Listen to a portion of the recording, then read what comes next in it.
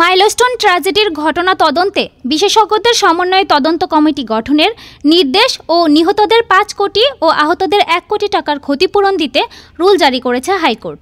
আজ ২২ জুলাই বিচারপতি ফাহমিদা কাদের ও বিচারপতি জাহেদ মনসুরের হাইকোর্ট বেঞ্চ এই রুল জারি করেন। এর আগে এ ঘটনার বিচার বিভাগীয় তদন্ত চেয়ে হাইকোর্টে রিটটি করেন জ্যেষ্ঠ আইনজীবী জয়নুল আবেদিন।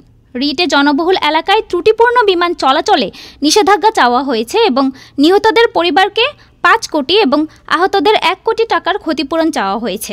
শুনানিতে বিচারপতি ফাহমিদা কাদের এমন দুর্ঘটনায় দুঃখ প্রকাশ করেন। বলেন, বিমান বাহিনীর F-7 মডেলের বিমানটি বিধ্বস্ত হওয়ার পেছনের কারণ অনুসন্ধানে একটি বিচার বিভাগীয় তদন্ত কমিটি গঠন করা। এরপর হাইকোর্ট এ রুল জারি করেন।